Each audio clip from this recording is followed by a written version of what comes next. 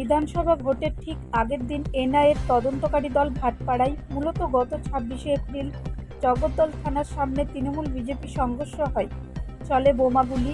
সেই ঘটনায় ভাটপাড়া বিধানসভা কেন্দ্রের বিজেপি প্রার্থী পবন সিংয়ের নিরাপত্তার দায়িত্বে থাকা কেন্দ্রীয় বাহিনীর এক জওয়ান গুলিবিদ্ধ হয়।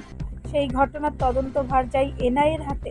আর সেই ঘটনার তদন্ত করতে করতে আজ জগদ্দল থানা এবং ভাটপাড়া থানায় আসে এনআইএর ৪ সদস্যের দল। না না, এটা কিছু বলবে না। ভাটপাড়া থানায় না না না না না।